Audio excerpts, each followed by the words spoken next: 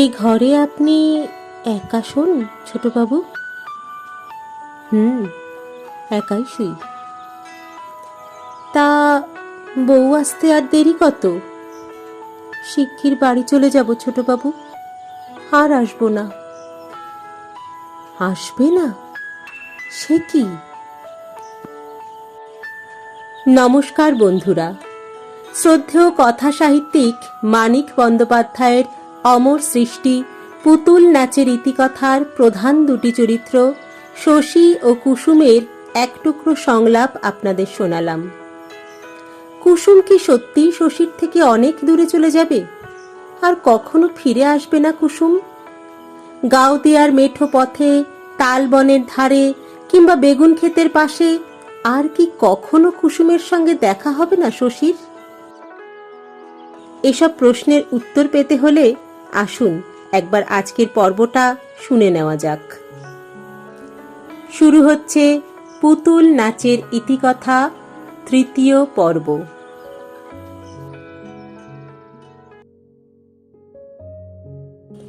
যামিনী কবিরাজের বউ বাঁচিয়া উঠিয়াছে। ভগবানের দয়া, যামিনী কবিরাজের বউয়ের কপাল, শশীর গৌরব। গোপাল ছেলের সঙ্গে আজকাল প্রায় কথা বন্ধ করিয়া দিয়াছে। যামিনী কবিরাজের বউ বাঁচিয়া উঠিয়াছে বলিয়া নয়, অন্য কারণে। অন্তত সাধারণ মানুষের তাই ধরিয়া লওয়া উচিত। ব্যাপারটা হইয়াছিল এই: শশীর বেশ পসার হইয়াছে। বাজিতপুরের সরকারি ডাক্তারকে ডাকিতে খরচ অনেক, অনেকেই শশীকেই ডাকে। যামিনী কবিরাজের বউয়ের চিকিৎসার জন্য কয়েকদিন শশী দূরে কোথাও যাওয়া তো বন্ধ রাখিয়াছেই, 3 মাইল দূরে নন্দনপুরের কল পর্যন্ত সে ফিরাইয়া দিয়াছে। এই সময়টা যামিনী কবিরাজের বউ মরিতে বসিয়াছিল। গোপালের উস্কানিতে যামিনী ঝগড়া করিয়া, অপমান করিয়া শশীর আসা যাওয়া বন্ধ করিবার চেষ্টা করিয়া সফল হয় নাই। দূর গ্রামে রোগী দেখিতে পাঠাইতে না পারিয়া ছেলের উপর গোপাল খেপিয়া গিয়াছে, অথচ বাড়াবাড়ি করিবার সাহস তাহাদের ছিল না। শশীকে তাহারা দুজনেই ভয় করিতে শুরু করিয়া দিয়াছিল। মনে পাপ থাকার এই একটা লক্ষণ। মনে হয় সকলে বুঝি সব জানে। সাপ উঠিয়া পড়ার আশঙ্কায় কেঁচো খুঁড়িবার চেষ্টাতেও মানুষ ইতস্তত। আকাশে চাঁদ ওঠে, সূর্য ওঠে, পৃথিবীটা চিরকাল ঈশ্বরের রাজ্য। মানুষের এই বদ্ধমূল সংস্কার সহজে যাইবার নয়, হাজার পাপ করিলেও নয়। গোপাল বলিয়াছিল, এমনি করে তুমি পসার রাখবে? লোকে ডাকতে এলে যাবে না? মক্কেল ফিরিয়ে দেবে? যামিনী খুড়ো কোনোদিন এতটুকু উপকার করবে যে ওর জন্য এত করছো? নিজের সর্বনাশ করে পরের উপকার করে বেড়ানো কোন দেশের বুদ্ধির পরিচয় বাপু? শশী বলিয়াছিল, আমার মার যদি এমন অসুখ হতো। কেন বলিয়াছিল কে জানে। গোপাল বলিয়াছিল, তোমার মা তো বাপু বেঁচে নেই, কপাল ভালো তাই আগে আগে ভেগেছেন। যা তোমার সব কীর্তি, যা কীর্তি সব তোমার, তুই তুই উচ্ছন্নে যাবি শশী। যামিনী কবিরাজের বউ বাঁচিয়া উঠিবার পর বিপজ্জনক গাম্ভীর্যের সঙ্গে গোপাল বলে, এবার কাজকর্মে মন দাও শশী। যামিনী খুড়োর ইচ্ছে নয় তুমি ওদের বাড়ি যাও। শশী বলিল, ঠাকুরদাকে পুলিশে দেওয়া উচিত। সর্বনাশ!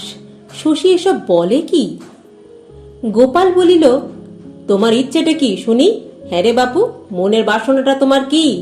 সব ছেড়ে ছুড়ে আমি কাশি চলে গেলে তুমি বোধহয় খুশি হও না? গুরুদেব তাই বলছিলেন আর কেন গোপাল, এইবার চলে এসো। আমি ভাবছিলাম শশীর একটু স্থিতি করে দিয়ে যাই, হঠাৎ সব ছেড়ে চলে গেলে ও কোন দিকে সামলাবে। কিন্তু তুমি এরকম কাজ করলে আর একটা দিনও থাকি কি করে বলো তো? গোপাল করিবে সংসার ত্যাগ, গোপাল যাইবে কাশী? সম্মুখে যুদ্ধ ত্যাগ করিয়া পিছন হইতে গোপালের এই ধরনের আকস্মিক আক্রমণ শশীর অভ্যাস হইয়া গিয়াছে। সে এতটুকু টলে না, বলে, কি অন্যায় কাজটা করেছি আমি তাই বলুন না। কি করেছ? মুখে চুনকালি মেখেছ। সবাই কি বলছে তোমার কানে যায় না? আমার কানে আসে। যামিনী খুড়োর বউয়ের অসুখে তোমার এত দরদ কেন? ডাক্তার মানুষ তুমি, একবার গেলে ওষুধ দিলে চলে এলে, দিন রাত রুগীর কাছে পড়ে থাকলে লোকে বলবে না যে আগে থেকে কিছু না থাকলে? এসব আপনার বানানো কথা বাবা। এ অভিযোগ সত্য বলিয়া গোপালের রাগ বাড়িয়া যায়। গোপাল ছেলের সঙ্গে কথা বলে না, একটি কথাও নয়। বাহিরের ঘরে ফরাসের উপর খাতাপত্র ছড়াইয়া বসিয়া গোপাল হিসাব দেখে।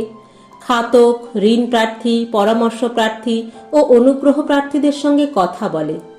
শশী ঘরের ভিতর দিয়া পার হইয়া যাইবার সময় গোপাল হঠাৎ কথা বন্ধ করিয়া আর চোখে ছেলের দিকে তাকায়। কথা বলিবে না, না বলুক, ছেলেকে গলার আওয়াজও কি সে শুনাইবে না? না, তা নয়। শশীকে দেখিলে গোপালের ডাকিতে ইচ্ছা হয়, বলিতে ইচ্ছা হয়, শশী শোন। এই ইচ্ছাটা দমন করিবার সময় গলা দিয়া গোপালের আওয়াজ বাহির হয় না, গোপাল বাক্যহারা হইয়া থাকে। শশী বাহির হইয়া গেলে অনুগ্রহ প্রার্থীকে বলে, সুদি এসো তো, যাচ্ছে কোথায়? সে যদি আসিয়া বলে, আগে যামিনী কবিরাজের বাড়ি, গোপাল একদম খেপিয়া যায়। ইয়ার কি? ইয়ার কি হচ্ছে আমার সঙ্গে? অনুগ্রহ প্রার্থীর চোখে আর পলক পড়ে না।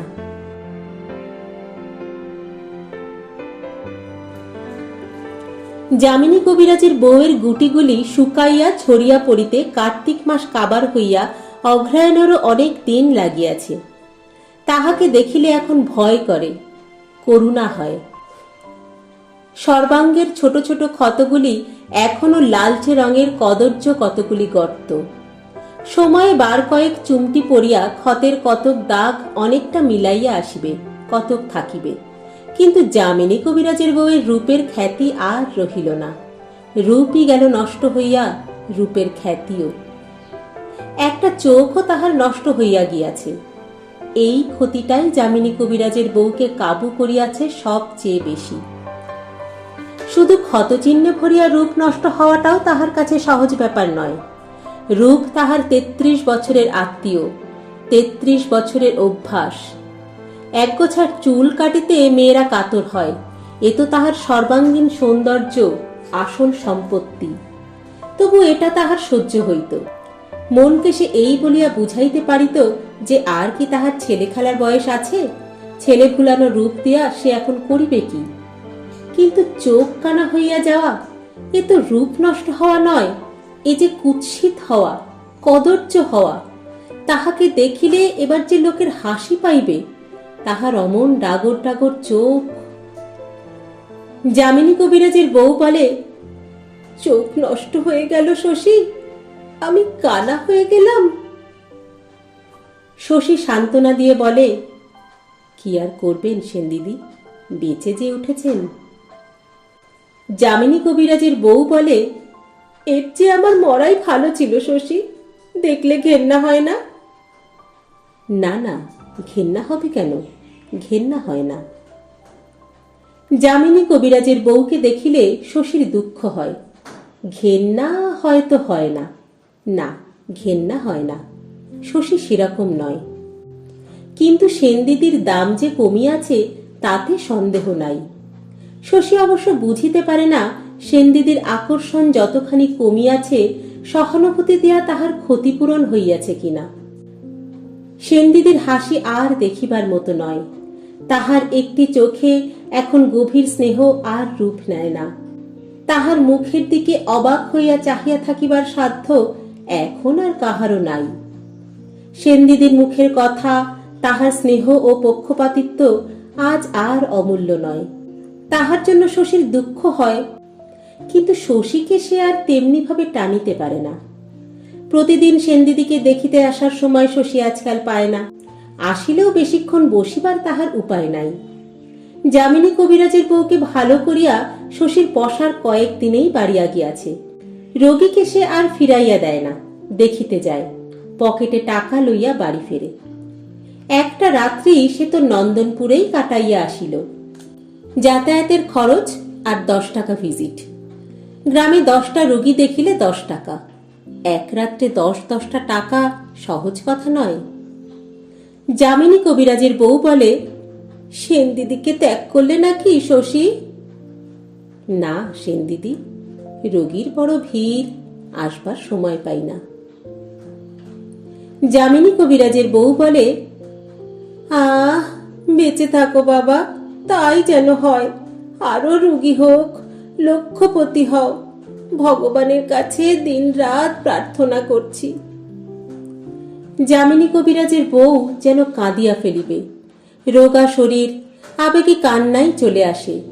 সে বলে, বিয়ে করে সংসারী হও, দেশ জুড়ে তোমার নাম হোক, তাই দেখে আমি যেন মরতে পারি বাবা।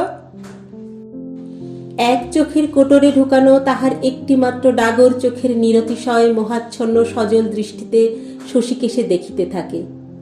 যামিনীর চেলারা ওদিকে হামানদিস্তায় ঠকাঠক শব্দে গুল্ম গুড়া করে। যামিনী খায় তামাক, কাশে আর ভাবে। স্ত্রীর ঘরের চৌকাঠও সে ডিঙায় না, শশীর সঙ্গে কথা বলে না। ভাবনার তাহার অন্ত নাই, থাকার কথাও নয়। এই বয়সে, বয়স তাহার 60-এর উপর গিয়াছে, মানুষের আর কত সহ্য হয়? কাণ্ড দেখো, এতদিনের রূপসী বউটা এমন কুৎসিত হইয়াই বাঁচিয়া উঠিল যে চোখে দেখিলে মাথা ঘোরে। ভালো এক আপদ জুটেছে শশী, মানুষকেও মরিতেও দিবে না। গ্রামবাসী কিন্তু যামিনীর মুখে অন্য কথা শোনে।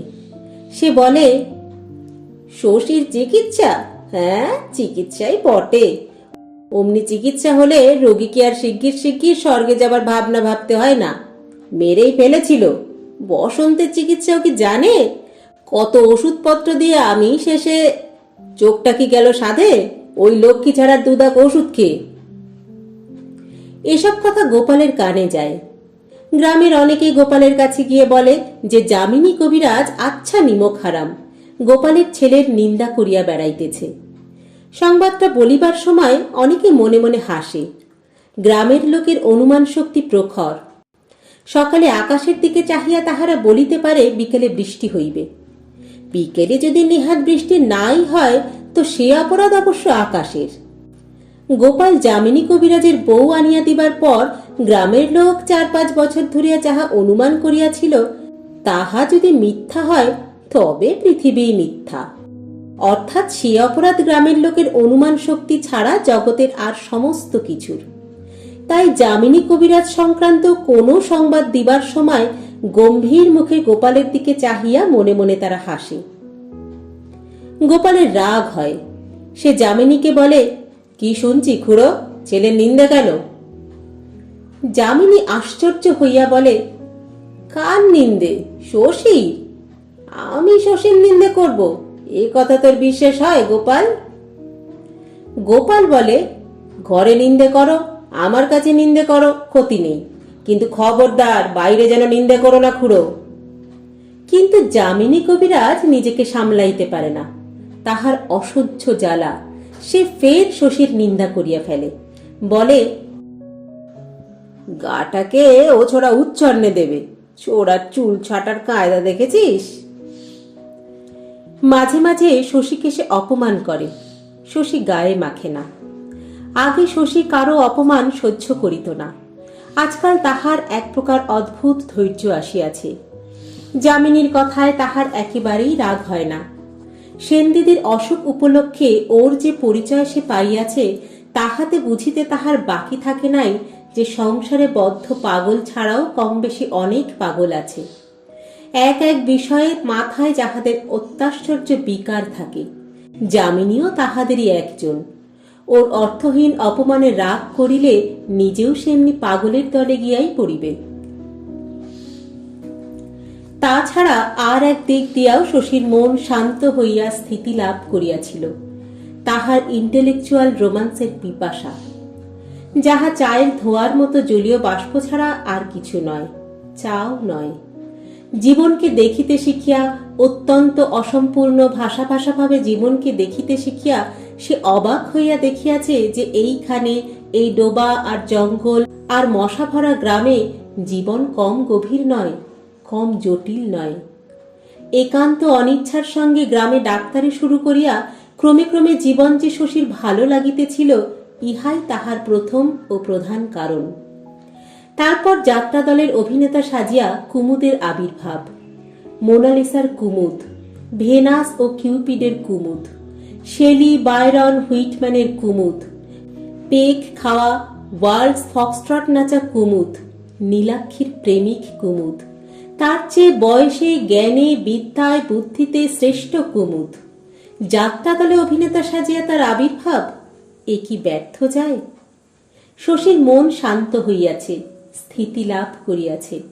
কেমন করিয়া সে হঠাৎ বুঝিতে পারিয়াছে কিডস্কিনের জুতাটা, আশ্চর্য গাড়িটা, বিস্ময়কর ব্লাউজটাই আসল, আর আসল কুমুদের টাকাটা। তারপর তোমার চেহারা তো আছেই, সেটাও একটু দরকার। আর দরকার বিশ্ব জগৎকে একটু ডোন্ট কেয়ার করবার ভাব। ব্যাস জমিল রোম্যান্স। শশী এটা বুঝিয়াছে, কিন্তু হিসাব তো কম নয়, অতগুলি সমন্বয় তো তুচ্ছ নয়। এটাও শশী স্বীকার করে। স্বীকার করে যে ব্যাপারটা মন্দ নয়। মানুষের সভ্যতার খুবই অগ্রগতির পরিচয়, চমৎকার উপভোগ, লোভ করিবার মতন। পাইলে সে লাভবানই হয়তো, কিন্তু বঞ্চিত হইয়াছে বলিয়া মনের মধ্যে অসন্তোষ পুরিয়া রাখিবার মতো কিছু নয়। শশী ইহাও বুঝিয়াছে, জীবনকে শ্রদ্ধা না করিলে জীবন আনন্দ দেয় না। শ্রদ্ধার সঙ্গে আনন্দের বিনিময়, জীবন দেবতার এই রীতি। শশী তাই প্রাণপণে জীবনকে শ্রদ্ধা করে। সংকীর্ণ জীবন, মলিন জীবন, পঙ্গু দুর্বল জীবন, সমস্ত জীবনকে, নিজের জীবনকে সে শ্রদ্ধা করে সকলের চেয়ে বেশি।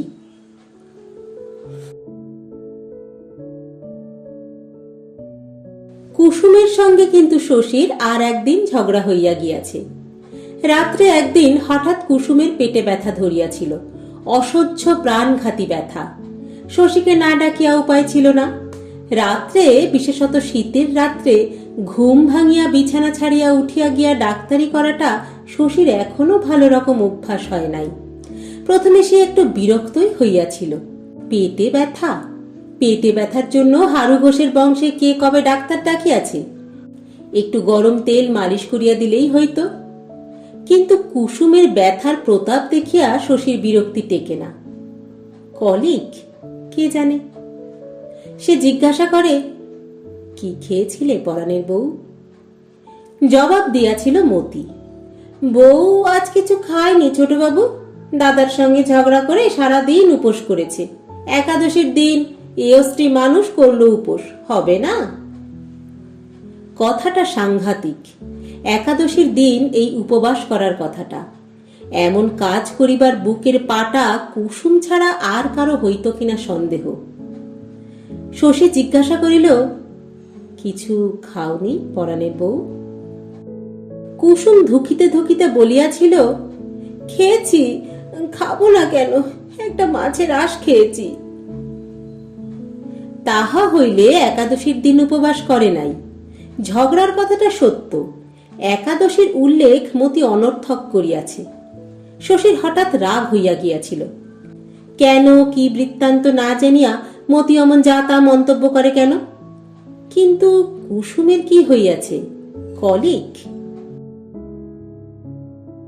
পেটের ব্যথাটা বড় রহস্যময় অসুখ। পরীক্ষা করিয়া দেখিবার উপায় নাই, সত্য কি মিথ্যা বুঝিবার উপায় নাই।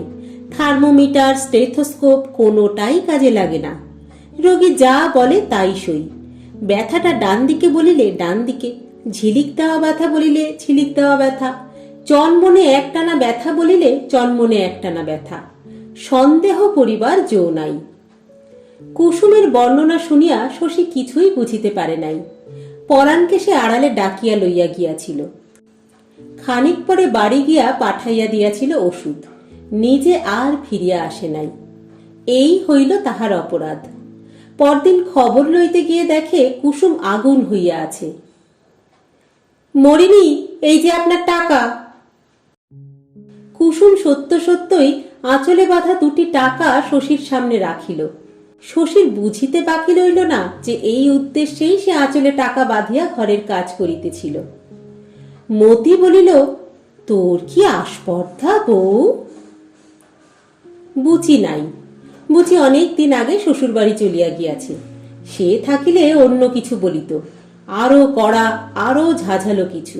কুসুম শান্তভাবে বলিল, মা একলা গোয়াল সাফ করছে, যা তো মতি, লক্ষ্মীটি, হাত লাগাবি যা। সুদেবের সঙ্গে তোর বিয়ের পরামর্শটা ছোটবাবুর সঙ্গে করে নি। মা যেন গোয়াল ফেলে ছুটে না আসে বাপু। কাজ সেরে চান করে তবে আসবি, বুঝলি? ছোটবাবু বসবে। কুসুম হুকুম করিতেও জানে, কেন জানিবে না? সকলে মিলিয়া তোষামত করিয়া গরু কেনার জন্য তাহার অনন্ত জোড়া বাগাইয়া লয় নাই, সেও ছাড়িবে কেন? মাঝে মাঝে ভয়ানক দরকারের সময়, শশীর সঙ্গে এখন যে কলহ করিবে এমনি দরকারের সময় হুকুম তাহার সকলকে মানিতে হইবে। মতি চলিয়া গেলে শশী বলিল, ওষুধ খেয়ে কাল তোমার পেটে ব্যথা কমেনি নাকি বউ? ও ভারী ওষুধ, কটা এইটুকুটুকু সাদা সাদা বড়ি, ওষুধ না ছাই। নিজে একবার আসতে পারেননি, বড়ি খেয়ে ব্যথা যদি না কমতো। এর নাম অকৃতজ্ঞতা। ব্যথা তাহলে কমিয়াছিল। রাত্রে একবার উঠিয়া আসিয়া দেখিয়া গিয়া ওষুধ দিল, ওষুধ খাইয়া ব্যথাও কমিল, তবু কুসুমের মন ওঠে নাই। শশী বিরক্তি বোধ করিল, বলিল, তোমার সব বিষয়ে একটু বাড়াবাড়ি আছে বউ। কি আছে?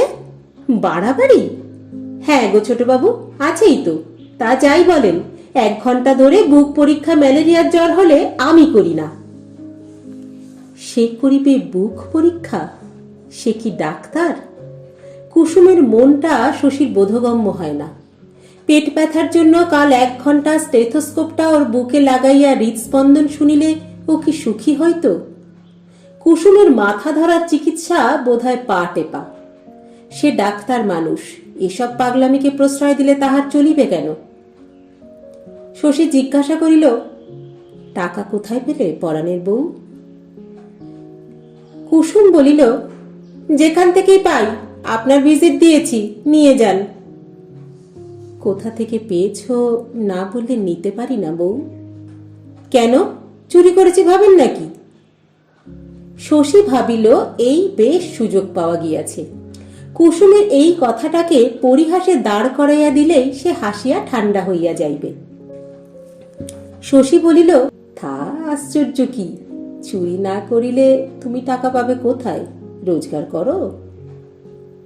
কুসুম বলিল, আমার বাবা ঢের রোজগার করে, তাই বলে আমরা কি আপনার তুললি? লোকের গলায় ছুরি দেওয়া পয়সায় আমরা বড় লোক হইনি, তাই আপনারা গরিব বলেন গরিব, চোর বলেন চোর।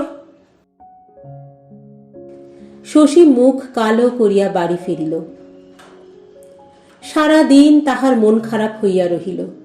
নিজের চারিদিকে সে যে শিক্ষা ও সভ্যতার খোলটি সযত্নে বজায় রাখিয়াছিল, কুসুম তাহাতে ফাটল ধরাইয়া দিয়াছে।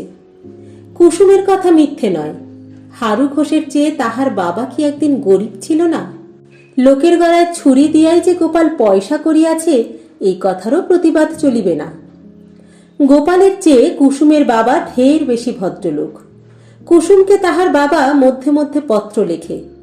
গোপালের সাধ্য নাই অমন সুন্দর হস্তাক্ষরে অমন চিঠি লিখিতে পারে। ঠিকানায় কুসুমের নামটা বাংলায় লিখিয়া কুসুমের বাবা বাকিটা লেখে ইংরেজিতে। গোপাল ABCDও চেনে না।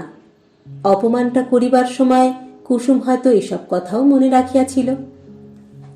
গ্রামের লোকেরা যে তাহাকে ছোটবাবু বলিয়া ডাকে, ইহাতে শশীর গৌরব কিছু নাই। এটা উপাধি মাত্র, শুধু নাম, সম্মান নয়। গোপালের মক্কেলরা শিশুকালে আদর করিয়া তাহাকে ছোটবাবু বলিয়া ডাকিত। ডাকটা কি করিয়া গ্রামে ছড়াইয়া পড়িয়াছে এবং টিকিয়া আছে। এসব ভুলিয়া গিয়া সে কি অহংকারী হইয়া উঠিতেছিল? সকলের সঙ্গে ছোটবাবুটির মতো ব্যবহার শুরু করিয়া দিয়াছিল। শশীর আত্মসম্মান অত্যন্ত আহত হইয়া রহিল। সে ভাবিল, আমার রকম সকম দেখে কুসুম হয়তো মনে মনে হাসে। কুসুম হয়তো ভাবে আঙুল ফুলে কলা গাছ হলে মানুষ এমনই করে।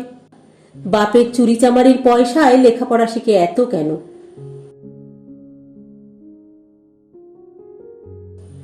কুসুম ক্ষমা চাহিতে আসিল দিন 4 পরে, দুপুরবেলা, চুপি চুপি, চোরের মতো। শশীর ঘরের পিছনে বাগানে লিচু হয়, আম হয়, কাঁঠাল হয়, কপি হয়, নোটে শাক হয়, তীব্রগন্ধি কাঠালি চাপা, লাল বোটা শিউলি ফুল ফোটে। বাগান দিয়ে আসিয়া ঘরের জানলার ফাঁকে ফিসফিস করিয়া কুসুম ডাকিল, ছোটবাবু শুনুন। শশী ঘুরিয়া বাগানে গিয়া দেখে জানলার নিচে তাহার অত সাধের গোলাপ চারাটি কুসুম দুই পায়ে মাড়াইয়া মাটিতে পুঁতিয়া দিয়াছে। গাছটা মারালে কেন বউ? কিসে দাঁড়াচ্ছ দেখে দাঁড়াতে হয়তো। শশীর সাধের ফুলের চারাকে হত্যা করিয়া শুরু করিলেও কুসুমের কাজ হইল। শশী তাহাকে ক্ষমা করিয়া ফেলিল সমস্ত অপরাধ। আজ পর্যন্ত কুসুম তাহার কাছে যত অপরাধ করিয়াছে সব। কুসুম বলিল, 4 রাত সে ভালো করিয়া ঘুমায় নাই। কথাটা শশী বিশ্বাস করিল। কুসুম অম্লান বদলে মিথ্যা বলে জানিয়াও বিশ্বাস করিল, কারণ কুসুমের মুখে কথাটার প্রমাণ ছিল এবং চোখে ছিল জল। কুসুম আরো বলিল, কয়েকদিনের মধ্যেই সে বাপের বাড়ি চলিয়া যাইবে। তার বাবা ভুবনেশ্বর পত্র দিয়াছে। ছোটবাবুকে রাগাইয়া চলিয়া যাইবার কথাটা ভাবিতে তাহার এমন খারাপ লাগিতেছে, তাই ক্ষমা চাহিতে আসিয়াছে। সে বলিল, আমার এই স্বভাবের জন্য কেউ আমাকে দু চোখে দেখতে পারে না, মুখের আমার আটক নেই।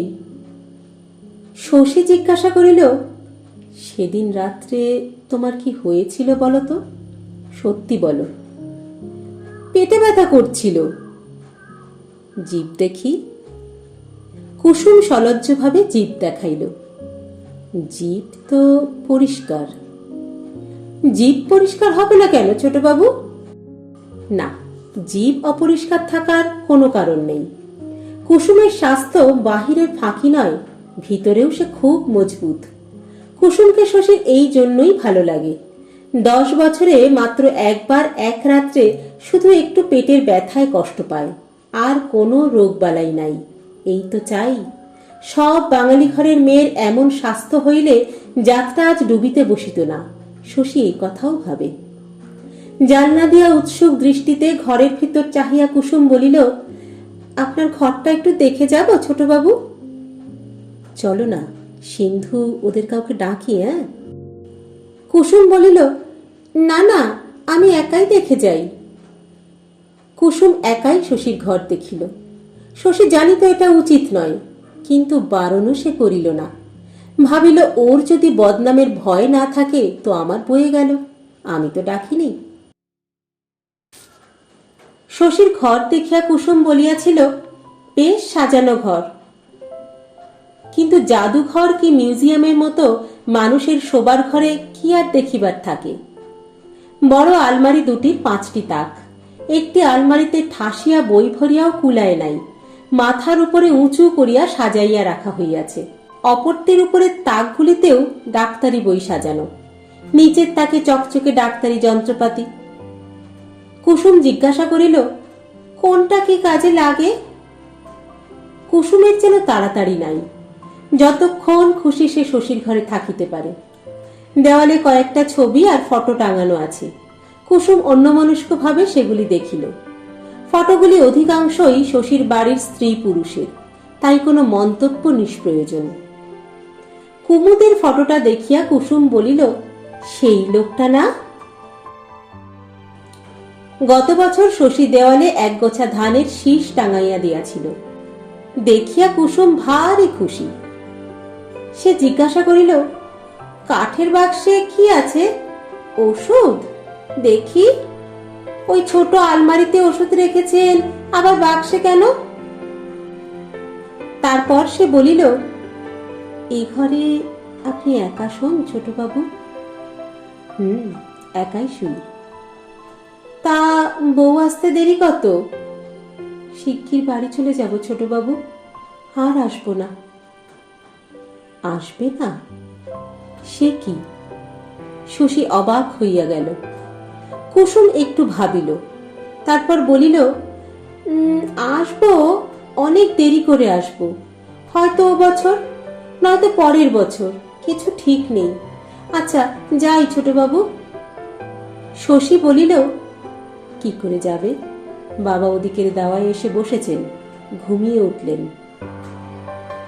কুসুম জিজ্ঞাসা করিল, তবে? সে যে বিশেষ ভয় পাইয়াছে মনে হয় না। বিপদে কুসুম শান্তই থাকে, বিচলিত হয় না, দিশেহারা হয় না। শশী বলিল, একটু বসো, বাবা এক্ষুনি বাইরের ঘরে চলে যাবেন। তবে দরজা বন্ধ করে দিন, দেখতে পান যদি। কে জানি তো নিয়তি, আজ গোপাল ঘুম ভাঙিয়া ওদিকের দাওয়ায় বসিবে, আজ 7 বছর পরে।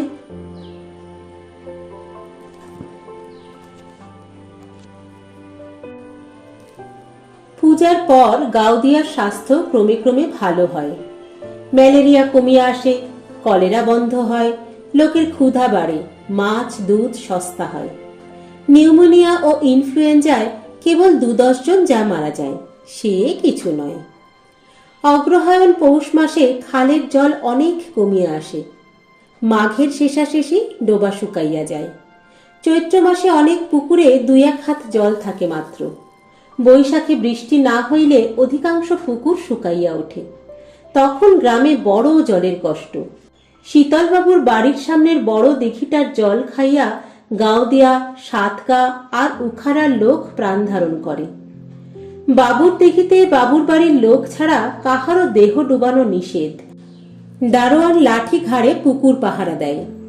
শীতলবাবুর ছেলেরা, ভাগ্নেরা আর কম বয়সী মেয়েরা দিঘি তোলপাড় করিয়া স্নান আরম্ভ করিলে লাঠিতে ভর দিয়া সে একগাল হাসে। ঘাট ছাড়া গ্রামের লোকের অন্য কোথাও কলসি ডুবানো বারণ। শীতলবাবুর বাড়ির ছেলেমেয়েরা স্নান করিয়া গেলে 2-3 ঘন্টা ঘাটের কাছে জল কাদা হইয়া থাকে। জল লইতে আসিয়া কেহ বলে, খোকাবাবুদের একটু সাবধানে স্নান করতে বলতে পারো না দারোয়ানজি? দারোয়ান বলে, দিঘি কিসকো, তুমারা? তা বটে, দিঘিটা বাবুদের বটে। কিন্তু বৈশাখ মাস আসিতে এখনো দেরি আছে। বৈশাখ মাসে এবছর খুব ঝড় বৃষ্টি হইবে কিনা তা এখন হইতে কেই বা বলিতে পারে। শীতকালটা গ্রামের লোক সুখে কাটায়। কই, মাগুর, শোল মাছ প্রচুর পাওয়া যায়। যাদের ডোবা আছে, ডোবা শুকাইয়া আসিলে জল ছেঁচিয়া ঝুড়িখানেক মাছ পায়। তার মধ্যে খোলসে আর ল্যাঠা মাছই বেশি। এই খাল আর খালের চিকরি কাটা দেশে ভালো রাস্তা নাই। কিন্তু শীতকালটা দেশে কাটাইবেন সংকল্প করিয়া বিমলবাবু সপরিবারে একটা মোটর গাড়ি সঙ্গে করিয়া গ্রামে আসিলেন। বাজিতপুরে মোটর গাড়ি আছে, কিন্তু গাউদিয়ায় মোটর গাড়ি? কুসুম শশীকে বলে, সেবার কলকাতায় মোটর গাড়ি চড়েছি। বিয়ের আগে যেবার কলকাতায় গিয়েছিলাম বাবার সঙ্গে, সেইবার। শশী বলে, সেই কথা তোমার এখনো মনে আছে? কুসুম অবাক হইয়া বলে, বাহ, মনে থাকবে না? কত আর হলো, 8 বছর কি 9 বছর। আমার বয়স কত ভাবেন আপনি? শশী বলে, 25। কুসুম বলে, ধুর, 22 বছর। সুদেবের সঙ্গে মতির বিবাহের প্রস্তাব ভাঙিয়া গিয়াছে। কুসুম ইদানিং আর ও কথা উত্থাপনও করিত না। মতির বিবাহ হোক বা না হোক, তাহার যেন কিছুই আসিয়া যায় না। পরাণ যদি বা রাত্রে কোনোদিন কথাটা তুলিত, কুসুম হাই তুলিয়া বলিত তাহার কোনো মতামত নাই। কোনোদিন কিছু না বলিয়াই সে ঘুমাইয়া পড়িত। এদিকে নিতাই তাগেদা দিতেছিল, এত বেশি তাগেদা দিতেছিল যেন বিবাহটা সুদেবের নয়, তাহার নিজের। শশীর সঙ্গে আর একবার পরামর্শ করিয়া শেষে পরাণকে বলিতে হইয়াছে, না, সুদেবের সঙ্গে সে মতির বিবাহ দিবে না। নিতাই শান্তভাবে কথাটা গ্রহণ করিতে পারে নাই। লোভ দেখাইয়াছে, সদুপদেশ দিয়াছে, মেজাজ গরম করিয়াছে, কিন্তু না, পরাণ রাজি নয়। নিতাই বলিয়াছিল, ছোটবাবু বারণ করে দিয়েছে। হারুদা মরলে তাকে কে পুড়িয়েছিল রে পরাণ? কাঁধ দিয়েছিল কে? ছোটবাবু। ছোটবাবু যখন বারণ করেছে, বাস, আর কি? ছোটবাবুর কথা বেদ বা কি বটে? পরাণ বলে, আমার নিজের বুদ্ধি নেই? মতির বিয়ে আমি শহরে দেব, ভদ্র ঘরে। এই কথাটা পরাণ না বলিলেও পারিত। যাই হোক, তারপর সুদেব নিতাইয়ের নামে বাজিতপুরে মামলা রুজু করিয়াছে। অভিযোগ গুরুতর, গচ্ছিত ধন অপহরণ, বেআইন আটক আর মারপিট। গায়ের জ্বালায় সুদেব নালিশ করিয়াছে বটে, কিন্তু প্রমাণ কিছু করিতে পারবে কিনা সন্দেহ। নিতাই বিচক্ষণ সংযমী মানুষ, হঠাৎ কিছু করিয়া বসিবার লোক সে নয়। প্রমাণ রাখিয়া অপকর্ম সে কখনো করিবে না। একদিন বাজিতপুর ফেরত নিতাইয়ের সঙ্গে শশীর রাস্তায় দেখা হইল। এই মামলার ব্যাপারে নিতাইকে অপরাধী সন্দেহ করিয়াও শশীর রাগ হইয়াছে সুদেবের উপর। নিতাই সুদেবের মামা, নিজের মামা। একেবারে মামলা না করিয়া আর কিছু তো করিতে পারিত। কোর্টে এখন মতির নামটি উঠিয়া পড়িবে, পরাণকে সাক্ষ্য দিতে যাইতে হইবে। সে এক কেলেঙ্কারি ব্যাপার। কিন্তু নিতাইয়ের সঙ্গে মামলার কথা শশী আলোচনা করিল না। বলিল, তোমার কাছে কিছু টাকা পাওনা আছে নিতাই? দেব ছোটবাবু, মাঘ মাসটা গেলেই শোধ করে দেব। শশী চিন্তিত হইয়া বলিল, মাঘ মাস? আচ্ছা, তাই দিও। কিন্তু লালির বাছুরটা তুমি পরাণকে দিলে না যে? লালি দুধ বন্ধ করেছে শুনলাম। লালির বাছুর পরাণকে কেন দেব ছোটবাবু? কেন, লালিকে বেচবার সময় কথা হয়নি প্রথম বাছুরটা পরাণ পাবে? না না ছোটবাবু, এমন কথা হয়নি। পরাণ মিছে বলেছে। লালিকে আমি কিনেছি হারুদার ঠে, পরাণ কি জানে। শশী উদাস ভাবে বলিল, যাক, কথা না হয়ে থাকলে আর কি কথা। শোনো, পরশু শের ছয়েক দুধ পাঠিয়ে দিও তো নিতাই, বাড়িতে কি সব করবে বলছিল। শশী চলিয়া যায়। নিতাই ডাকিয়া বলে, ছোটবাবু শোনেন, বাজিতপুরে জামাইবাবুকে দেখলাম, কাল বিয়ানে গায়ে আসবেন। শশী জিজ্ঞাসা করে, কোন জামাইবাবু? মেজো? এই খবর শশী জানিত না। তাহাদের কোনো সংবাদ না দিয়া নন্দলাল গায়ে আসিতেছে, ইহাতেও আশ্চর্য সে হইল না। বিবাহের পরই নন্দলাল শ্বশুর বাড়ির সঙ্গে সম্পর্ক তুলিয়া দিয়াছে। কখনো চিঠি লেখে না, চিঠির জবাব দেয় না। বিন্দু প্রথম প্রথম চিঠি লিখিত স্বামীর আদেশের বিরুদ্ধে লুকাইয়া। নন্দ টের পাইবার পর বাপের বাড়ির সঙ্গে চিঠি লেখার সম্পর্কটুকুও তাহাকে তুলিয়া দিতে হইয়াছে। একবার সে যে 2-4 দিনের জন্য বাপের বাড়ি আসিয়াছিল, তাও স্বামীকে লুকাইয়া। ব্যবসা উপলক্ষে নন্দলাল দিন 15 বম্বে গিয়াছিল সেই সময়। এমন ব্যাপার বেশি দিন গোপন থাকিবার নয়। বম্বে হইতে ফিরিয়া একদিন নন্দলাল স্ত্রীকে বলিয়াছিল, গাওদিয়া গিয়েছিলে? বিন্দু ভয়ে কাঁপিয়া একটু হাসিয়া ব্যাপারটা উড়াইয়া দিবার চেষ্টা করিয়া বলিয়াছিল, একদিনের ধারে গিয়েছিলাম, মোটে একদিন। বাবার যা অসুখের কথা শুনলাম। রাগ করেছ? নন্দ ভেঙাইয়া বলে, রাগ করেছ? ছোট লোকের বাচ্চা। গছাইয়া দেওয়া বউ, প্রাণ ভয়ে গ্রহণ করা বউ, লেখাপড়া নাচ গান কিচ্ছু না জানা বউ, জীবনের অপূরণীয় ক্ষতি। বিন্দুকে নন্দলাল ত্যাগ করে নাই কেন কে বলিবে?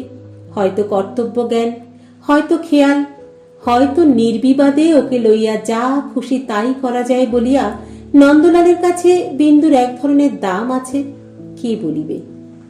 বিন্দুকে নন্দলাল অত গয়না কাপড় কেন দেয় সেও এক রহস্য।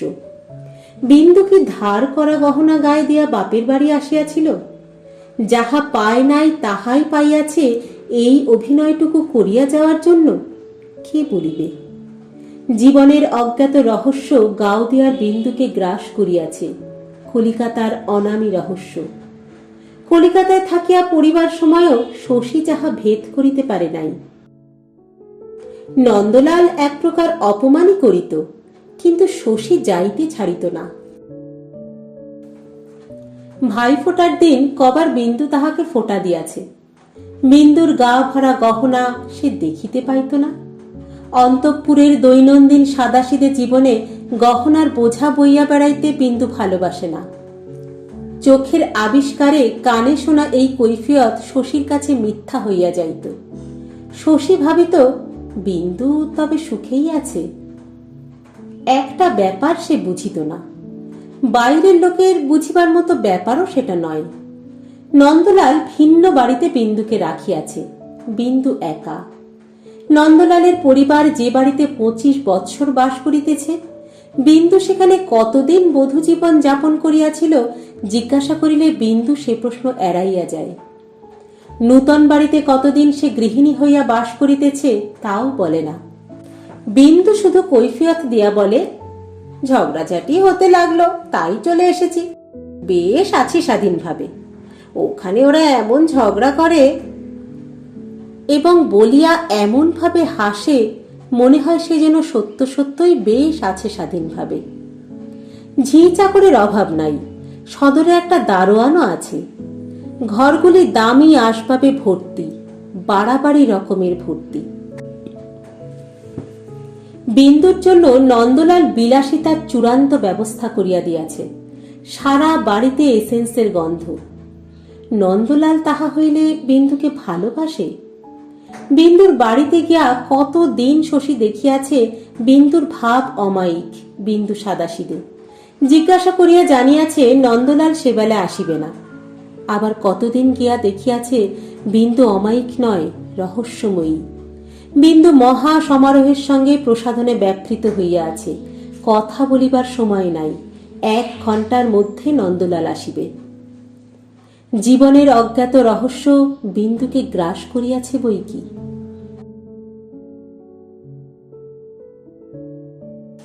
পরদিন শশী খালের ঘাটে গেল, যে ঘাটে হারুর মৃতদেহের সঙ্গে এক নৌকায় সে একটি সন্ধ্যা অতিবাহিত করিয়াছিল। সকালবেলা নন্দ আসিতেছে বাড়িতে শশী একথা প্রকাশ করে নাই। নন্দলাল কখনো তাহাদের বাড়ি যাইবে না, কিন্তু শশী অনেক দিন বিন্দুর কোনো খবর পায় নাই। নন্দলালের কাছে বিন্দুর খবরটা জানিবার জন্যই সে খালের ঘাটে আসিয়াছে। গ্রামের মধ্যে একান্ত উদ্ধত ভগিনীপতিটির সঙ্গে আলাপ করা প্রায় অসম্ভব। শশীর মনে আর একটা ইচ্ছা ছিল, সে এক অসম্ভব কল্পনা। বিন্দুর বিবাহের ব্যাপারটা শশী জানে, কিন্তু সে তো আজকের কথা নয়, প্রায় ইতিহাসে দাঁড়াইয়া গিয়াছে। এত কাল নন্দ রাগ করিয়াছিল, ভালো কথা, তাহার দোষ নাই, কিন্তু চিরজীবন অতীত ঘটনার জাবর কাটিয়া চলিয়া লাভ কি? নন্দলাল তো আজ অনায়াসে গোপালকে ক্ষমা করিয়া ফেলিতে পারে, মনে করিতে পারে যে জোর জবরদস্তি নয়, সে নিজেই দেখিয়া পছন্দ করিয়া বিবাহ করিয়াছিল। গোপালের অপরাধে রাগ করিয়া আছে নন্দলাল, আর মাঝে পড়িয়া শাস্তি পাইতেছে বিন্দু, এটা উচিত নয়। বাপের বাড়ির সঙ্গে সম্পর্ক তুলিয়া দেওয়াটা বিন্দুর শাস্তি, শশীর এরকম মনে হয়। নন্দলালকে সে আজ তাহাদের বাড়ি গিয়া উঠিতে অনুরোধ করিবে, আভাসে ইঙ্গিতে বুঝাইয়া দিবে গোপাল আজ 7 বছর অনুতপ্ত হইয়া আছে, আর কেন ভাই, এবার মিটাইয়া ফেলো। তারপর নন্দলাল আসিল, সে আরো বুড়া হইয়াছে, আরো বাবু হইয়াছে। অবস্থার অনুপাতে হিসাব করিলে সঙ্গের চা করতে কিন্তু তাহার চেয়েও বাবু। এইটুকু খাল বাহিয়া আসিতে দুজনার জন্য নন্দলাল নৌকা ভাড়া করিয়াছে 10 জনের। হয়তো তাহার ডুবিয়া মরার ভয়, কলকাতার বাবু। খবর না দেওয়ার জন্য শশী কোনো অনুযোগ করিল না, বলিল, কলকাতা থেকে বেরিয়েছ কবে? বিন্দু শশীর 1 বছরের ছোট, সেই হিসাবে নন্দলালের সে গুরুজন। নন্দলাল বলিল, পরশু। বিন্দু ভালো আছে? ভালো থাকবে না কেন? কি জবাব! নন্দলালকে সামনে দেখিয়া, তাহার কথা শুনিয়া শশীর কল্পনা নিভিয়া আসিতেছে। রাগ, প্রতিহিংসা, এই সব যে মানুষের অবলম্বন, সহজে ওসব সে ছাড়িতে চায় না, ছাড়িলে বাঁচিবে কি লইয়া? শশী বলিল, খবর পেলাম আজ সকালে তুমি পৌঁছবে। বাবা বললেন, ঘাটে যা শশী, বাবুদের গাড়িটা নিয়ে যা, সঙ্গে করে নিয়ে আসবি। নিজেও আসতেন, আমি বারণ করলাম, বাতে কষ্ট পাচ্ছেন, কতক্ষণ ঘাটে অপেক্ষা করতে হবে তারও তো কিছু ঠিক নেই। তুমি আসছো শুনে বাড়িতে হইচই পড়ে গেছে নন্দ। নন্দলাল বলিল, মোটরটা কার? শশী বলিল, শীতলবাবুর ভাই বিমলবাবুর, ওরাই জমিদার। নন্দলাল জিজ্ঞাসা করিল, শীতলবাবু কেমন লোক? প্রশ্ন শুনিয়া শশী একটু বিস্মিত হইল। বলিল, বেশ লোক, খুব ধর্মচর্চা করেন। তা এখানে দাঁড়িয়ে কি হবে? তোমার চাকরকে বলো জিনিস গাড়িতে তুলুক। নৌকো ছেড়ে দাও, আমাদের নৌকোয় ফিরে যাবে। নন্দলাল মাথা নাড়িল। আমি এ বেলায় ফিরবো শশী। কাজ শেষ করে তোমাদের বাড়ি যাওয়ার সুবিধা হবে কি না, মানে হয়তো সময় পাবো না। না, হয়তো কেন, সময় পাবো না। শশী এ অপমানও হজম করিল। বলিল, আজ তোমাকে ফিরতে দিচ্ছে কে? সবাই আশা করে আছে নন্দ। আমাকে ফিরতেই হবে, বাজিতপুরে কাজ ফেলে এসেছি। শীতলবাবুর সঙ্গে দেখা করেই আবার নৌকো খুলব। শীতলবাবুর কাছে তার কি প্রয়োজন জিজ্ঞাসা করিলে নন্দলাল একটা ভাষা ভাষা জবাব দিল যে বাজিতপুরে শীতলবাবু কিছু জমি কিনিবে। কথা কহিতেও নন্দলালের যেন কষ্ট হইতেছিল। কেন, কি বৃত্তান্ত, শশী তাহা কিছুই জিজ্ঞাসা করিল না। নিজেকে তাহার নন্দলালের গোমস্তা মনে হইতেছিল। শশী বলিল, বেশ, কাজ থাকলে তোমায় আটকাবো না। এই বেলাটা থেকে খাওয়া দাওয়া করে বিকেলে রওনা দিও। বাবা নিজে আসতেন নন্দ, আমি বারণ করলাম। কিন্তু নন্দর সুবিধে হইবে না, সময় নাই। তখন শশী বলিল, ও আচ্ছা। তাহার রাগ হইতেছিল, মনে জ্বালা ধরিয়া গিয়াছিল। টিনের চালাটার একধারে চণ্ডী ছোকরা কেরোসিন কাঠের উপর রেকাবি ভরা পান সাজাইয়া রাখিয়াছে, আর কয়েক প্যাকেট লাল নীল কাগজে মোড়া বিড়ি। চণ্ডী নিজে কাছে গিয়া হাঁ করিয়া বাবুদের গাড়িটি দেখিতেছে। গাওদিয়ার মোটর গাড়ি। নন্দ থাকিয়া থাকিয়া গাড়িটার দিকে চাহিতেছিল, কিন্তু শশীর সঙ্গে এইমাত্র সে সম্পর্ক চুকাইয়া দিয়াছে।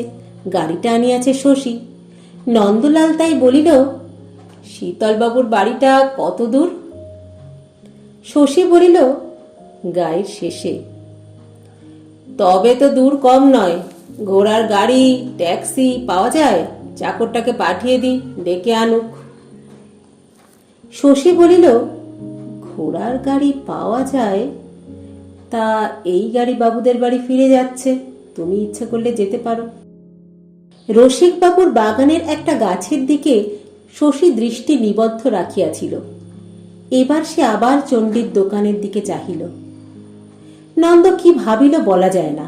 বলিল, সময় থাকলে তোমাদের ওখানে যেতাম শশী। শশী বলিল, সময় না থাকলে আর কথা কি। সেইখানেই ইতি। নৌকায় গিয়া সুটকেস হইতে আয়না চিরুনি বাহির করিয়া নন্দ চুলটা ঠিক করিয়া লইল। পানের কৌটা হইতে দুটো পান, জর্দার কৌটো হইতে খানিকটা জর্দা মুখে দিল। গায়ের দামি আলোয়ানটা খুলিয়া রাখিয়া একটা তার চেয়ে দামি শাল গায়ে দিয়া মোটরে উঠিল। তারপর বলিল, এসো শশী, আমার একটু তাড়াতাড়ি আছে। সেই যেন এতক্ষণে মোটরের মালিকানা সত্ত্ব পাইয়াছে। তা সেটা আশ্চর্য নয়। মোটরে চড়ার অভ্যাস নন্দলালের আছে, শশী তো চাপে গরুর গাড়ি। শশী বলিল, তুমি যাও, আমার এদিকে কাজ আছে। কলিকাতা শহর। মোটরে চাপিয়া কলিকাতা শহর গাওদিয়ার দিকে চলিয়া গেল। বিন্দুকে নন্দ স্বতন্ত্র বাড়িতে রাখিয়াছে। দাস, দাসী, দারোয়ান আর বিলাসিতার ব্যবস্থা করিয়া দিয়াছে। বিন্দুর বাড়ি যে পাড়ায়, সে পাড়াটাও ভালো নয়। নন্দ কি পাগল? পাগল হোক আর যাই হোক, ওকে তো সে অনায়াসে মারিতে পারিত। বৃষ্টি ধারার মতো কিল, চর, ঘুষি কতক্ষণ আর সহিতে পারিত? 5 মিনিট। 5 মিনিটের মধ্যে নন্দ পায়ের কাছে গড়াগড়ি দিত। অজ্ঞান, অচৈতন্য নন্দ। তবু নন্দ হয়তো বিন্দুকে ভালোবাসে।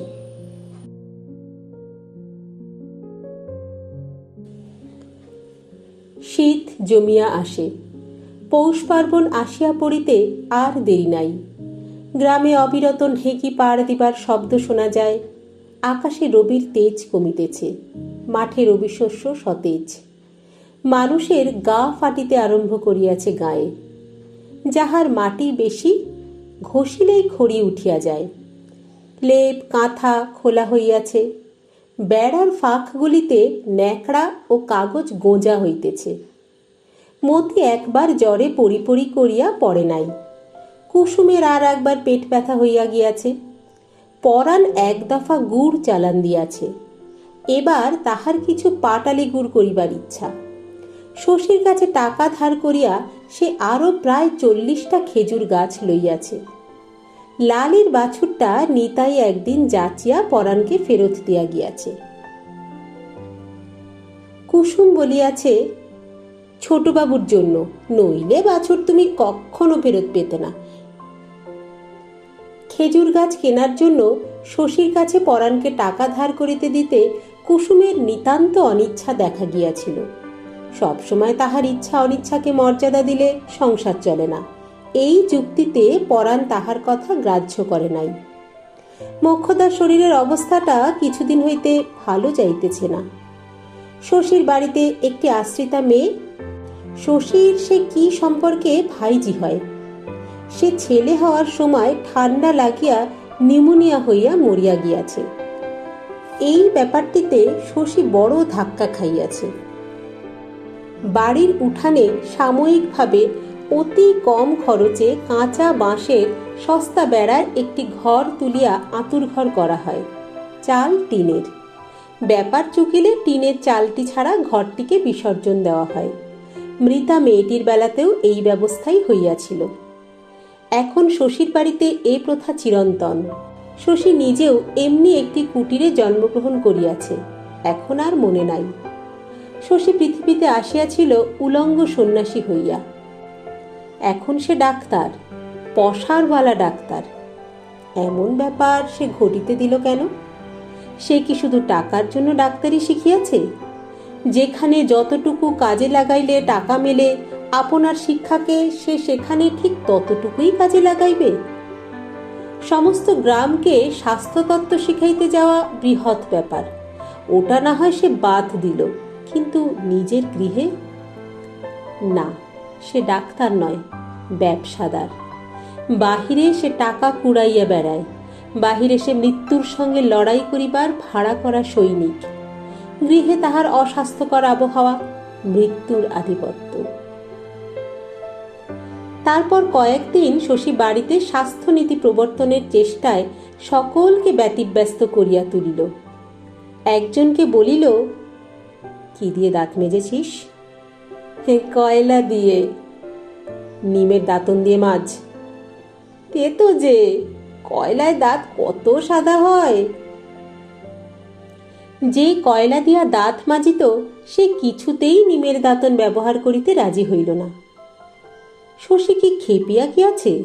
দাঁত মাজিবে, তার মধ্যে এত কাণ্ড কেন? কুন্দকে শশী বলে, মাটিতে ওকে মুড়ি দিলি যে কুন্দ, বাটি নেই?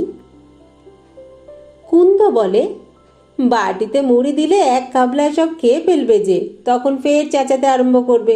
ছড়িয়ে দিলাম, কুটে কুটে অনেকক্ষণ ধরে খাবে। কুন্দ সগর্বে ছেলেকে নিরীক্ষণ করে। নধর শিশু। শশীর চোখ লাগিয়াছে, একটু কোলে নিক না। শশী কুন্দকে বোঝায়, বলে, মুড়ির সঙ্গে ছেলে তোর জার্ম খাচ্ছে তা জানিস? পেটে কৃমি হবে, আমাশা হবে, কলেরা হবে। কি সব অমঙ্গলের কথা! কুন্দ বলে, বালাই ষাট।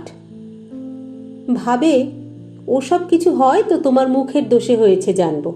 ডাক্তার হয়েছে বলেই তুমি কি যা তা বলবে নাকি? বাছার তুমি গুরুজন, ওর কপালে তোমার কথা ফলেও তো যেতে পারে, এ খেয়াল তোমার নেই। কুন্দর ছেলে হামা দিয়া মাটি হইতে খুটিয়া খুটিয়া মুড়ি খাইতে থাকে দুবেলা। শশীর কথা কুন্দ বিশ্বাস করে না। 2 আঙুলে একটি একটি মুড়ি তুলে মুখে দিবার সময় ছেলেকে তাহার কি সুন্দর দেখায়। শশী রাগ করিয়া ধমক দিলে কুন্দ বলে, চুপ করুন শশীদা, ছেলে আপনার নয়। মামা চোখ বুঝলে আপনি বাড়ি থেকে খেয়ে দিয়ে দেবেন তা জানি। বাড়ি হইতে তাড়াইয়া দিবার কথাটা কোথা হইতে আসে শশী বুঝিতে পারে না, তবে অবান্তর শোনায় না। কারণ শশীর মতে বাড়ি হইতে খেদাইয়া দেওয়ার উপযুক্ত কুন্দ ছাড়া আর কে আছে। পিসিকে শশী বলে, পিসি কথা শোনো, ছেলেকে তোমার অত দুধ খাইও না, ওর সিকি দুধ হজম করার ক্ষমতাও যে ওর নেই। পিসি ভাবে, হায় রে কপাল, বাড়িতে এত দুধের ছড়াছড়ি, আর আমার ছেলে একটু দুধ খায় এ কারুর সহ্য হয় না। কতটুকুই বা দুধও খায়, কি জানি কবে ছেলের দুধের বরাদ্দ কমিয়া যায়। এই ভয়ে পিসি ছেলেকে আরও একটু বেশি দুধ খাওয়াইতে আরম্ভ করে। দুপুরবেলা শশী ঘরে ঘরে বলিয়া যায়, ওঠ, উঠে পড় সবাই, ঘুমোতে হবে না, শীতকালে দুপুরে ঘুম কিসের। সকলে একদিন দুই দিন সহ্য করে, হাসি মুখে উঠিয়া বসিয়া হাই তুলিয়া বলা বলি করে, শশীর হয়েছে কি, এবার বাপু ওর একটা বিয়ে দেওয়া দরকার। কিন্তু কয়েকদিনের মধ্যেই তাহারা বিদ্রোহ করে। যাদের বয়স কম ও স্বামী আছে তারা ভাবে, আমাদের মতো রাত জাগতে হলে দুপুরে কেন ঘুমোই বুঝতে। যাদের স্বামী নাই তারা ভাবে, দুপুরবেলা না ঘুমিয়ে করব কি, সময় কাটবে কি করে। শশী যেন পাগল, স্বাস্থ্য দিয়ে আমাদের কি হবে। গিন্নিরা যাদের বয়স হইয়াছে তারা ভাবে, কথাটা বোধহয় মিথ্যে নয়, দুপুরে না ঘুমোলে অম্বলের জ্বালা বোধহয় একটু কমে, কিন্তু পেটে ভাতটি পড়লেই চোখ জড়িয়ে আসে, তার কি হবে। গোপাল শুনিয়া বলে, ও কি শেষে বাড়িতেই ডাক্তারি বিদ্যে ফলাতে আরম্ভ করলো নাকি। সন্ধ্যের পর শশী একবার ঘরে ঘরে বেড়াইয়া আসে। পাকা ঘরের অধিবাসীদের বলে, তোমাদের কাণ্ডখানা কি, দম আটকে মরবে যে সবাই, সব জানলা বন্ধ, ঘরে বাতাস আসবে কোথা দিয়ে। তাহারা হাসে, বলে, জানলা খুললে ঠান্ডা লাগবে না, এক ঘর বাতাসে আগে এই কটি প্রাণী নিঃশ্বাস নিক, দম তো আটকাবে তবে। বেড়ার ঘরের অধিবাসীদের শশী বলে, বেড়ার ফাঁক পর্যন্ত কাগজ দিয়ে বন্ধ করেছ, এর মধ্যে বাতাস দুর্গন্ধ হয়ে উঠেছে, একটা জানলা অন্তত খুলে দাও। কাল নইলে আমি সিলিং কাটিয়ে দেব, চাল আর বেড়ার মধ্যে যে ফাঁক আছে সেই দিয়ে পচা বাতাসটা বেরিয়ে যাবে। কুন্দ বলে, খেমির মতো আমাদেরও নিউমোনিয়া করে মারবেন নাকি শশী দাদা, কচি ছেলে নিয়ে কাঁচা ঘরে আছি, কত সাবধানে যে থাকতে হয় তা কি আপনি বুঝবেন। এ তো দালান নয়, পাকা ঘর তো আমাদের ভাগ্যে নেই যে। প্রত্যেক কথায় কুন্দ এমনি নালিশ টানিয়ে আনে, এই তাহার স্বভাব। বাড়ির লোকের স্বাস্থ্য ভালো করার চেষ্টা শশী ত্যাগ করিয়াছে। প্রথমটা ভয়ানক রাগ হইয়াছিল, ক্রমে ক্রমে সে করিয়াছে জ্ঞান লাভ। সে বুঝিয়াছে তাহার স্বাস্থ্যনীতি পালন করিতে গেলে জীবনের সঙ্গতি ওদের একেবারে নষ্ট হইয়া যাইবে, অসুখী হইবে ওরা। রোগে ভুগিয়া অকারণে মরিয়া ওরা বড় আনন্দে থাকে, স্ফূর্তি নয় আনন্দ, শান্ত স্তিমিত একটা সুখ। স্বাস্থ্যের সঙ্গে প্রচুর জীবনী শক্তির সঙ্গে ওদের জীবনের একান্ত অসামঞ্জস্য। ওরা প্রত্যেকে রুগ্ন অনুভূতির আড়ত, সংকীর্ণ সীমার মধ্যে ওদের মনের বিস্ময়কর ভাঙাগড়া চলে। পৃথিবীতে ওরা অস্বাস্থ্যকর জলাভূমির কবিতা, ভ্যাপসা গন্ধ, আবছা কুয়াশা, শ্যামল শৈবাল, বিষাক্ত ব্যাঙের ছাতা, কলমি ফুল। সতেজ উত্তপ্ত জীবন ওদের সহিবে না। শশী ভাবে, ভাবিয়া অবাক হয় শশী। কুমুদ একদিন এই ধরনের একটা লেকচার ঝাড়িয়াছিল, পৃথিবী শুদ্ধ লোক যে কত বোকা এই কথাটা প্রমাণ করিবার জন্য। কাগজ মাপা গজ দিয়া আমরা নাকি আকাশের রং মাপি, জীবনের অবস্থা হিসাবে স্থির করি মনের সুখ দুঃখ, বলি মানুষ দুঃখী, আর রাগে গড়গড় করি। মিথ্যা তো বলে নাই কুমুদ, শশী ভাবে। চিন্তার জগতে সত্য সত্যই আমাদের স্তর বিভাগ নাই, বস্তু আর বস্তুর অস্তিত্ব এক হইয়া আছে আমাদের মনে। কখনো কি ভাবিয়া দেখি মানুষের সঙ্গে মানুষের বাঁচিয়া থাকিবার কোনো সম্পর্ক নাই? মানুষটা যখন হাসে অথবা কাঁদে তখন হাসি কান্নার সঙ্গে জড়াইয়া ফেলি মানুষটাকে। মনে মনে মানুষটার গায়ে একটা লেবেল আঁটিয়া দিই, সুখী অথবা দুঃখী। লেবেল আঁটা দোষের নয়, সব জিনিসেরই একটা সংজ্ঞা থাকা দরকার।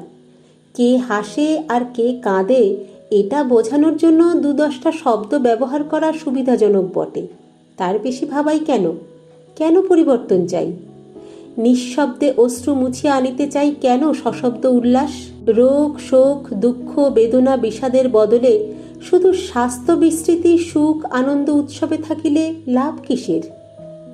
আরও মজা আছে, লাভ না থাক ক্ষতিই বা কি?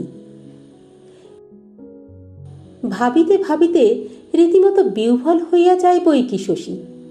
সে রোগ সারায়, অসুস্থকে সুস্থ করে, অথচ একেবারে চরম হিসাব ধরিলে শুধু এই সত্যটা পাওয়া যায়, রোগে ভোগা সুস্থ হওয়া, রোগ সারানো রোগ না সারানো সমান, পৃথিবীর পক্ষেও শশীর পক্ষেও। এসব ভাবিতে ভাবিতে কত অতীন্দ্রিয় অনুভূতি যে শশীর জাগে। রহস্যানুভূতির এই প্রক্রিয়া শশীর মৌলিক নয়। সব মানুষের মধ্যে একটি খোকা থাকে, যে মনের কবিত্ব, মনের কল্পনা, মনের সৃষ্টি ছাড়া অবাস্তবতা, মনের পাগলামিকে লইয়া সময়ে অসময়ে এমনিভাবে খেলা করিতে ভালোবাসে।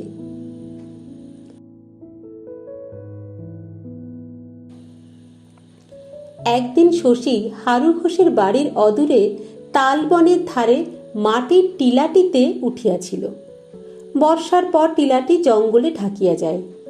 জঙ্গল ভেদ করিয়া টিলার উপর উঠিবার কি দরকার ছিল শশীর? সূর্যাস্ত দেখিবে। দিগন্তের কোলে তরুশ্রেণী যে বাঁকা রেখাটি রচনা করিয়াছে তাহারই আড়াল হইতে দেখিবে সূর্যকে। কি ছেলে মানুষই শখ! নিজের কাছে ছেলে মানুষ হইতে শশীর লজ্জা ছিল না। কেবল শখটি মিটাইতে গিয়া যে মূল্য তাহাকে দিতে হইল, আগে জানিলে তাহাতে শশী রাজি হইত না। টিলার উপর উঠিয়া পশ্চিম দিকে মুখ করিয়া সে যখন দাঁড়াইল, তখন তাহার মন শান্তিতে ভরিয়া আছে। আগামী জীবনের যত ভালো মন্দ কাজ তাহাকে করিতে হইবে, তাহা সম্পন্ন করিবার শক্তিতে সহজ বিশ্বাস আছে, সাহস আছে। কিন্তু সূর্য ডুবিবার আগে শশী ভীত হইয়া পড়িল। ছেলেবেলা মাঝরাতে ঘুম ভাঙিয়া একদিন তাহার কেমন ভয় করিত, তেমনি ভয় হইল। শশীর সর্বাঙ্গ শিহরিয়া কাঁপিয়া উঠিল। তাহার মনে হইল কয়েক মিনিটের ভবিষ্যতও তাহার আর অবশিষ্ট নাই। সে এমনি অসহায়, এমনি ভঙ্গুর। পৃথিবীর বহু ঊর্ধ্বে স্তরে স্তরে সাজানো ভয়ের তলে প্রথিত পৃথিবীর ঊর্ধ্বে একটা জলাকীর্ণ মাটির টিলার শীর্ষে শশী হঠাৎ হারাইয়া গিয়াছে। সামনে রূপধরা অনন্ত সীমাহীন ধারণাতীত কি যে তাহার চারিদিকে ঘনীভূত হইয়া সীমাবদ্ধ হইয়া আসিয়াছে শশী জানে না, কিন্তু আর কখনো সে নিঃশ্বাস লইতে পারিবে না। তারপর কয়েকদিন শশী খুব চিন্তিত ও বিষণ্ণ হইয়া রহিল। আজকের গল্প পাঠ এখানেই শেষ করছি। আজকের গল্প পাঠে ছিলাম আমি রাকা নাথ, সহযোগিতায় প্রাপ্তি ভৌমিক। পরবর্তী পর্ব নিয়ে খুব শীঘ্র ফিরে আসব আপনাদের কাছে। আমাদের অন্যান্য গল্প পাঠের লিংক আপনাদের জন্য দেওয়া রইল পাশের ডেসক্রিপশন বক্সে। ইচ্ছে হলে একবার অবশ্যই ঘুরে দেখে আসবেন। কিন্তু আজ তাহলে এই পর্যন্তই। সকলে সুস্থ থাকবেন, ভালো থাকবেন এবং অবশ্যই আমাদের সঙ্গে থাকবেন। নমস্কার।